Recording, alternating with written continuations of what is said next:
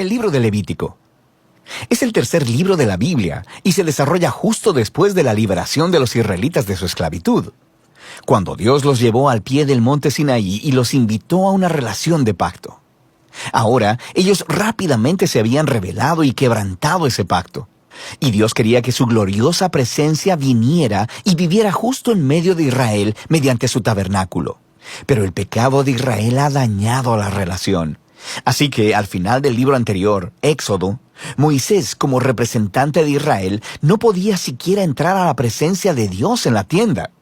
El libro de Levítico inicia recordándonos este problema fundamental. Dice, el Señor llamó a Moisés desde la tienda. Así que la pregunta es, ¿cómo puede Israel en su condición de pecado y egoísmo ser reconciliado con este Dios santo? De eso se trata este libro, sobre cómo Dios, en su gracia, está proveyendo un camino para que un pueblo pecaminoso y corrupto pueda vivir en su santa presencia. Ahora, detengámonos un momento y exploremos esta importante idea de que Dios es santo. Este concepto es fundamental para entender este libro. La palabra santo significa estar apartado o ser único. Y en la Biblia, Dios está apartado de todas las cosas por su rol único, como creador de todo, como el autor de la vida misma. Así que si Dios es santo, entonces el espacio alrededor de Dios también es santo. Está lleno de su bondad, vida, pureza y justicia. Así que si Israel, injusto y pecaminoso, quiere vivir en la presencia santa de Dios, ellos también deben volverse santos. Su pecado debe ser enfrentado, y por eso tenemos el libro de Levítico. Ahora, el libro tiene un diseño asombrosamente simétrico. Explora las tres maneras principales en que Dios ayuda a Israel para que pueda vivir en su presencia. Las secciones externas son descripciones de rituales que Israel debía practicar en la presencia santa de Dios. Las siguientes secciones internas se enfocan en el rol de los sacerdotes de Israel como mediadores entre Dios e Israel. Y dentro de eso hay dos secciones que se enfocan en la pureza de Israel. Y luego, justo en el centro del libro, hay un ritual clave, el día de la expiación, el cual provee unidad a todo el libro. El libro concluye con una breve sección donde Moisés llama a Israel a ser fiel a este pacto. Vamos a profundizar en el contenido del libro. La primera sección explora los 5 tipos principales de sacrificios rituales que Israel debía llevar a cabo. 2 de ellos eran maneras de cómo un israelita podía dar las gracias a Dios al ofrecerle de vuelta un obsequio simbólico de lo que Él le había dado primero. Los otros 3 sacrificios eran diferentes maneras de pedirle perdón a Dios. Así que aquí el israelita ofrecería la sangre de un animal mientras confiesa que su pecado ha aumentado el mal y la muerte en el mundo bueno de Dios. Pero Dios, en lugar de destruir a esta persona, por supuesto que quiere perdonarla. Así que el animal muere simbólicamente en su lugar y hace expiación, lo que significa que cubre su pecado. De manera que a través de estos rituales, los israelitas eran constantemente recordados de la gracia de Dios, pero también de su justicia y de la seriedad de su propia maldad y las consecuencias. El segundo grupo de rituales establecen las 7 fiestas anuales de Israel, y cada una de ellas cuenta una parte diferente de la historia sobre la manera en que Dios los redimió de la esclavitud en Egipto y los llevó a través del desierto hacia la tierra prometida. Y al celebrar estas fiestas de manera regular, Israel recordaría quién era y quién era Dios para ellos. Ahora, la sección sobre los sacerdotes de Israel. Aquí tienes a Aarón y a sus hijos, consagrados para entrar a la presencia de Dios en representación de Israel. Y luego, en esta sección correspondiente, encontramos los requisitos para ser sacerdotes. Los sacerdotes eran llamados a tener el nivel más alto de integridad moral y de santidad ritual, porque ellos representaban al pueblo delante de Dios, pero también representaban a Dios delante del pueblo. Descubrimos por qué la santidad de los sacerdotes importa tanto en esta primera sección, justo después de que la familia de Aarón fuera consagrada. 2 de sus hijos entran como si nada a la presencia de Dios y flagrantemente violan las reglas. Así que son aniquilados al instante por la santidad de Dios.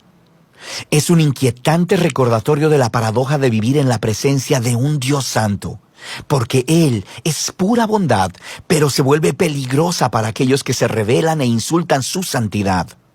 Así que es importante que los sacerdotes de Israel sean santos y también que todo el pueblo de Israel se santifique. Sobre esto es que tratan las siguientes secciones internas. Los capítulos del 11 al 15 tratan de la pureza ritual requerida de todos los israelitas, y los capítulos del 18 al 20 tratan de la pureza moral del pueblo. Estos conceptos son lo que está por debajo de todo este lenguaje sobre pureza e impureza. Debido a que Dios es santo y apartado, los israelitas deben estar en santidad cuando entran a su presencia. Esto se conocía como estar limpio o puro. La presencia de Dios estaba excluida para todo aquel que no estuviera en una condición de santidad. No estar en santidad se le conocía como estar inmundo o impuro. Ahora, un israelita podía volverse impuro de unas cuantas maneras. Por ejemplo, al tener contacto con fluidos corporales reproductivos, al tener una enfermedad de la piel, al tocar moho u hongos o al tocar un cadáver. Para los israelitas, todos estos elementos estaban asociados con la mortalidad, con la pérdida de vida, lo que nos lleva al simbolismo central de estas instrucciones. Te vuelves impuro cuando te contaminas al tocar la muerte, por así decirlo. Y la muerte es lo opuesto a la santidad de Dios, porque Dios, en esencia, es vida. Esto es clave. Simplemente ser impuro no era pecaminoso o malo. Tocar esta clase de cosas era algo normal de la vida diaria, y la impureza era un estado temporal. Duraba 1 o 2 semanas y luego se eliminaba. Lo que estaba mal o era pecaminoso era entrar en la presencia de Dios llevando estos símbolos de muerte e impureza sobre mi cuerpo. No hagas eso. Ahora, la última forma de volverte impuro era al comer ciertos animales, y las leyes de comida kosher se encuentran justo aquí en esta sección. Han existido muchas teorías sobre por qué ciertos animales se consideraban impuros y prohibidos, para promover la higiene o para evitar tabús culturales. El texto simplemente no es explícito, pero la idea básica de todos estos capítulos es muy clara. Todos funcionan juntos como un grupo de símbolos culturales que le recuerdan a Israel que la santidad de Dios debe abarcar todas las áreas de sus vidas. La sección correspondiente de aquí en adelante trata de la pureza moral de Israel. Los israelitas eran llamados a vivir en forma diferente a los cananeos. Debían cuidar del pobre en lugar de ignorarlo. Debían tener un alto nivel de integridad sexual y debían promover la justicia a través de toda su tierra.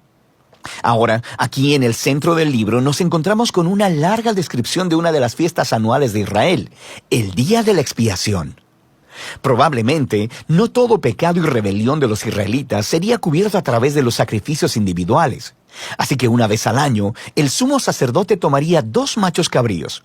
Uno de ellos sería ofrenda de purificación para expiar los pecados del pueblo, y el otro se llamaba el macho cabrío expiatorio. El sacerdote confesaría los pecados de Israel y simbólicamente pondría su mano sobre este macho cabrío y luego sería enviado al desierto. De nuevo, esta es una imagen muy poderosa del deseo de Dios de que el pecado y sus consecuencias fueran quitados de entre su pueblo, de modo que Dios pueda vivir en paz con ellos.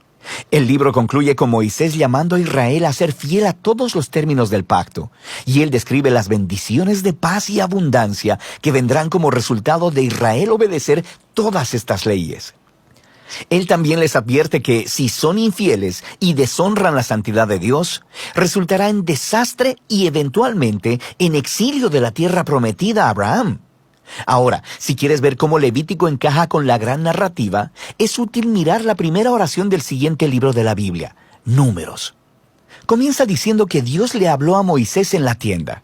Así que podemos ver que Moisés ahora es capaz de entrar a la presencia de Dios en nombre de Israel. El libro de Levítico funcionó. Así que a pesar del fracaso de Israel, Dios proveyó una manera para que sus pecados fueran cubiertos, para que Dios pudiera vivir en paz en medio de personas pecadoras. Y de eso se trata el libro de Levítico.